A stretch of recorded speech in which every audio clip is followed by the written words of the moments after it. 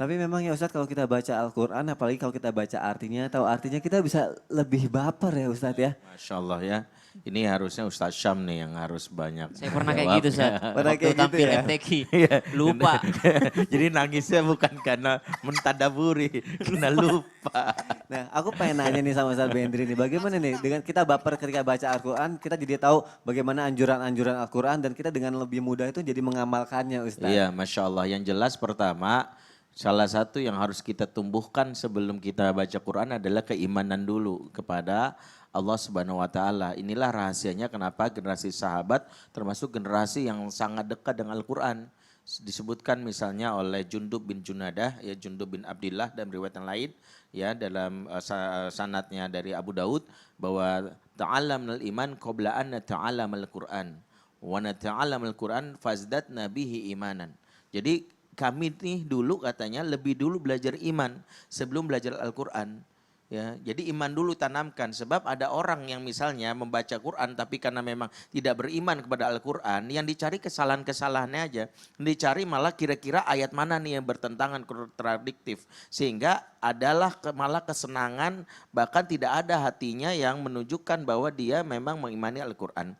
Padahal kan dalam Al-Quran sendiri disebutkan innamal mu'minuna alladzina idza dzikrallahu wajilat qulubuhum. Wa idza tuliyat alaihim ayatu zadatum imana. Sungguhnya orang-orang beriman itu jika ya dia disebutkan nama Allah hatinya bergetar.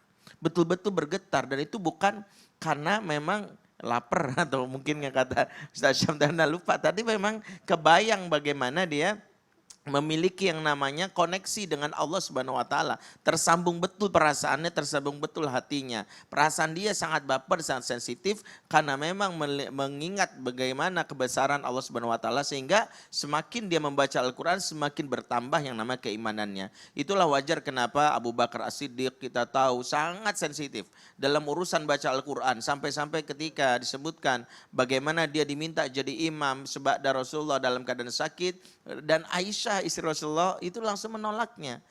Kenapa? Bukan karena nggak percaya dengan kemampuan bacaan Quran ayahnya, tidak percaya bahwa dia mungkin orang yang mungkin tidak bisa jadi imam, bukan. Semua orang sepakat bahwa Abu Bakar adalah sahabat yang utama, melebihi sahabat yang lain. Iman umat ini jika ditimbang tidak akan mengalahkan imannya Abu Bakar. Tapi ada hal yang dikhawatirkan mengganggu saat sholat berjamaah adalah Abu Bakar As-Siddiq sangat baper, sangat sensitif. Kalau dia baca Quran baru satu ayat nangis.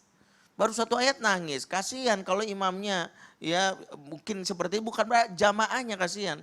Ya kalau apalagi kalau tarawihnya 23 rakaat kan ya. Baca Al-Baqarah Gak satu selesai-selesai. ayat nangis kan gitu ya. Sampai subuh mungkin belum selesai. Nah, Jamanya lebih nangis.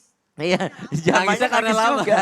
Nangis juga sampai bilang ya Allah lama banget gitu ya. Jadi memang itu karena Abu Bakar sangat peka. Perasaannya sangat sensitif. Itu satu karena memang keimanan kepada Allah Subhanahu wa taala sehingga kalau kita ingin menumbuhkan rasa yang kuat anak-anak kita sangat mudah peka terhadap bacaan Al-Quran maka tumbuhkan dulu bagaimana rahmat dan rahman dan rahimnya Allah Subhanahu wa taala. Kenalkan dulu bahwa yang kamu baca ini bukan sebarang bacaan. Kamu kalau baca surat cinta kalau anak ABG kayak Ustaz Syam misalnya masih sebut ABG ya angkatan babi gue bukan. Ya tua dong kalau gitu.